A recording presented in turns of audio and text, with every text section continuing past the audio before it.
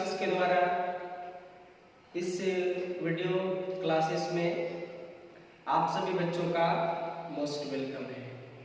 बच्चों, आज हम लोग जिस टॉपिक पर बात करेंगे उसका नाम है कैपेसिटर। जी हाँ, कैपेसिटर हम लोग पिछले क्लासेस से ही पढ़ते आ रहे हैं। पिछले क्लास में कैपेसिटर का कुछ बेसिक बात आपको हम बताए थे। उसमें से मुझे उम्मीद है कि आप उन सारी चीज़ों को वीडियो से देखकर नोटबुक में जरूर लिखे होंगे और लिखे हैं। ये बात भी सच है, क्योंकि अगर आप नहीं देखे होते, नहीं लिखे होते तो फिर हमसे आप सवाल नहीं पूछते। सवाल किसी बच्चे ने पूछा, इसका मतलब है ये साबित होता है कि बच्चे घर में मेहनत कर रहे हैं। एक बच्चे का सवाल था व्हाट्सएप पे कि सर कैपेसिटर कैसा क्वांटिटी है, स्केलर है या वेक्टर है। तो मैं इस प्रश्न का आंसर दे दूं कि कैपेसिटर एक डिवाइस है, यंत्र है। कैपेसिटर कोई फिजिकल क्वांटिटी नहीं है और स्केलर और वेक्टर उसी को हम कह सकते हैं जो फिजिकल क्वांटिटी होता है। तो बच्चों, सवाल ही गलत था। खैर, बच्चे का जितना दिमाग काम किया उसने पूछा, मैं उसके सवाल को समझा दूं, उसके आंसर को भी दे दूं। तो बच्चे, मैं बता दूं कि कैपेसिटर कोई फिजिकल क्वांटिटी नहीं, इसलिए उसके बारे में स्केलर वेक्टर आपको नहीं सोचना है। हाँ, उसमें एक बात था, इलेक्ट्रिकल कैपेसिटेंस, वो एक फिजिकल क्वांटिटी है। आप उसके बारे में पूछ सकते थे कि सर कैपेसिटेंस, जिसको C से डिनोट करते हैं, वो कैसा क्वांटिटी है, स्केलर है या वेक्टर है। तो मैं उसका आंसर दे दूं बच्चों कि कैपेसिटेंस जो होता है वो स्केलर क्वांटिटी होता है। कैपेसिटेंस एक स्केलर क्वांटिटी होता है, क्योंकि वह कैपेसिटर के क्षमता को बताता है, जिसके पास कोई डायरेक्शन नहीं होता है, इसलिए आप उसे स्केलर क्वांटिटी कहेंगे। और आप चाहें तो इस बात को कॉपी में लिख भी सकते हैं।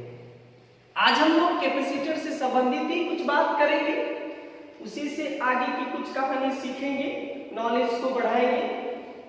बच्चों, मैं आपको ले चलता हूं कैपेसिटर के छोटे छोटे क्वेश्चंस पे।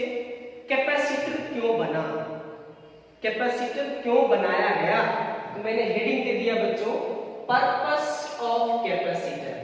पर्पस ऑफ कैपेसिटर, कैपेसिटर का उद्देश्य।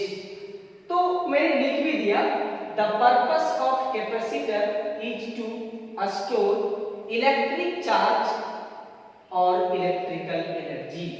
कैपेसिटर आवेश को, विद्युत आवेश को स्टोर करता है, विद्युतीय ऊर्जा को स्टोर करता है। और विद्युतीय ऊर्जा के संचय करने के लिए हम लोग कैपेसिटर को पढ़ते हैं और उसको बनाया गया, यही उसका पर्पस है। अगला प्रश्न आता है कि सर कैपेसिटर का प्रयोग कहां कहां करते हैं, उसका यूज कहां करते हैं। तो इसका भी मैंने हेडिंग दे दिया, यूजेज ऑफ कैपेसिटर। बच्चों, कैपेसिटर का प्रयोग टेलीविजन में, कंप्यूटर्स में, फैन में, रेडियो में, वही रेडियो जिसका जमाना हुआ करता था, आज भी है, उसमें हम लोग इन सारे यंत्रों में कैपेसिटर का यूज करते हैं। कहीं ना कहीं किसी न किसी रूप में उसके भीतर जरूर ये सेट होता है जो एनर्जी को स्टोर करने का काम करता है। अगला प्रश्न आता है बच्चों, कैपेसिटर कितने प्रकार के होते हैं सर, कैपेसिटर के टाइप कितने हैं। तो मैंने उसके लिए भी हेडिंग दे दिया बच्चों, टाइप्स ऑफ कैपेसिटर। मुझे उम्मीद है कि आप इस तरह से देख देख के जरूर लिखेंगे कॉपी में। इसका मैं पीडीएफ नहीं बना के दे सकता हूं, क्योंकि अभी मैं भी थोड़ा बिजी चल रहा हूं, इसलिए आप यहीं से लिख लें और लिखना संभव भी है, इसलिए आप आसानी से लिख भी सकते हैं। Types of capacitor. कैपेसिटर 3 प्रकार के होते हैं, एक पैरेलल प्लेट कैपेसिटर, एक स्फेरिकल कैपेसिटर और एक सिलिंड्रिकल कैपेसिटर। मैं इन तीनों के बारे में बात करूं बच्चों, उससे पहले बता दूं कि आपके सिलेबस में जो झारखंड एकेडमिक काउंसिल ने दिया है उसमें सिलिंड्रिकल कैपेसिटर नहीं पढ़ना है। नाम तो मैंने सिखा दिया, ये आपके सिलेबस में नहीं पढ़ना है। आपको मात्र 2 कैपेसिटर पढ़ना है, एक पैरेलल प्लेट कैपेसिटर और एक स्फेरिकल कैपेसिटर। इन दोनों के बारे में विस्तार से पढ़ना है, जबकि इसके बारे में आपको नहीं पढ़ना है। तो अब चलते हैं, एक एक करके पढ़ते हैं कि पैरेलल प्लेट कैपेसिटर क्या होता है। तो मैं क्या होता है इसका जवाब आपको डिफिनेशन के साथ देता हूं। हाँ तो बच्चों, हम लोगों को कैपेसिटर का पहला टाइप पढ़ना है।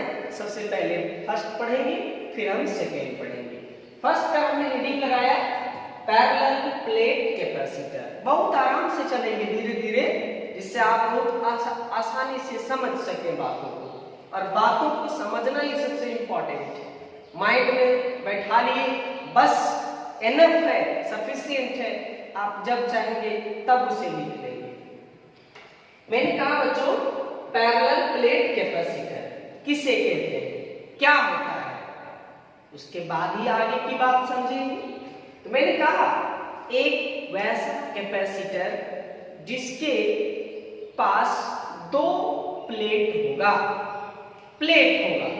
The capacitor consisting of 2 parallel plates. उसके दोनों प्लेट समांतर होनी चाहिए, पैरेलल होना चाहिए, ऑफ इक्वल एरियाज। लो ये दूसरी बात है, बराबर क्षेत्रफल का, having equal and opposite charges, और उन दोनों के पास बराबर और विपरीत चार्ज होना चाहिए।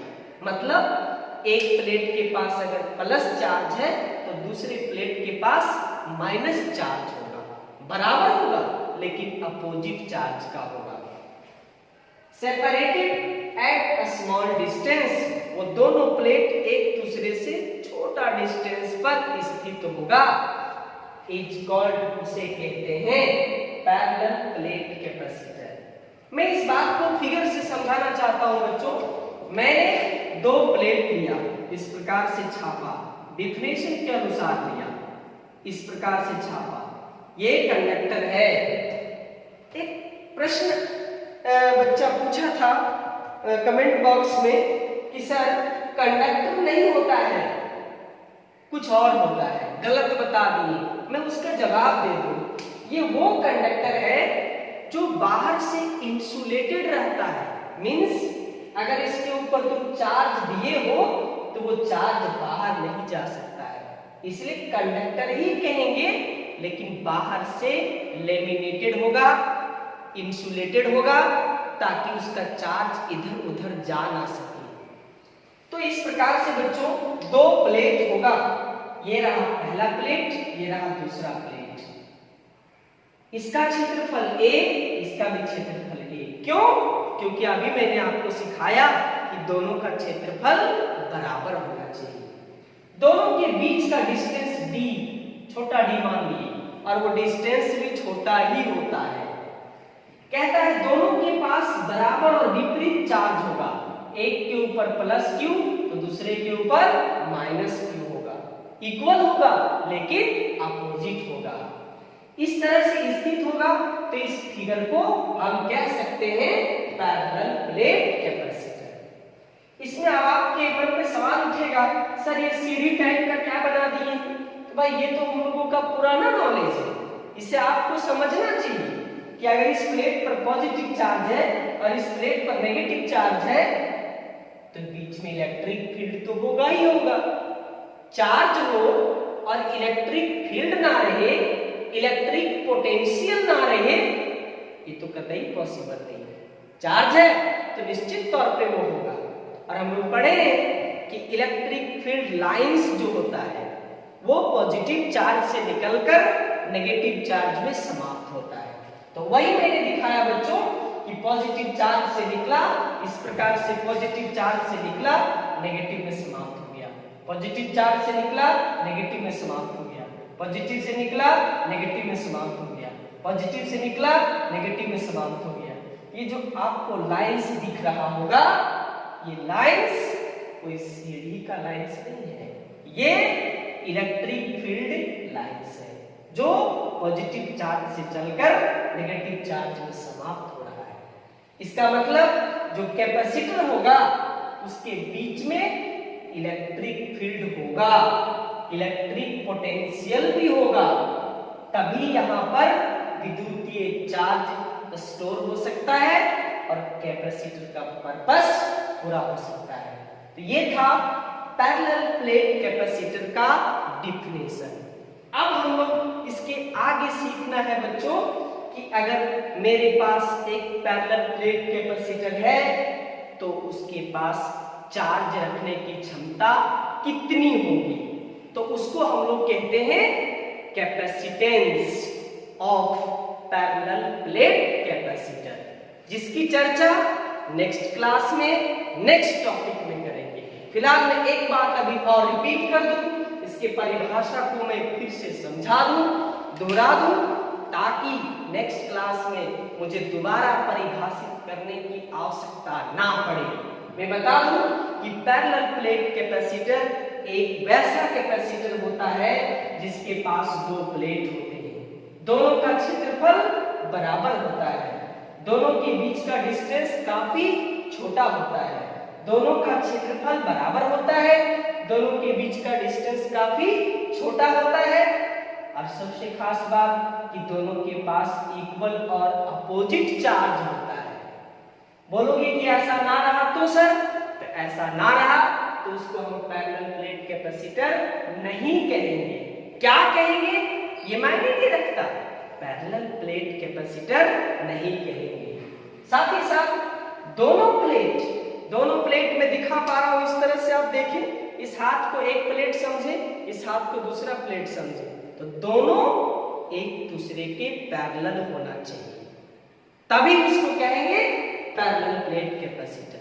तो मुझे अब उम्मीद है कि आप इसके डिफिनेशन को जरूर समझ गए होंगे, लिख भी लेंगे, और नेक्स्ट क्लास में हम लोग सीखेंगे कि पैरेलल प्लेट कैपेसिटर का जो कैपेसिटेंस होता है उसका फॉर्मूला क्या है, उसका डेरिवेशन क्या है, जो कि परीक्षा के लिए डेरिवेशन के रूप में बहुत ही इंपॉर्टेंट क्वेश्चन है, जिसकी चर्चा नेक्स्ट वीडियो में करेंगे, नेक्स्ट क्लास में करेंगे।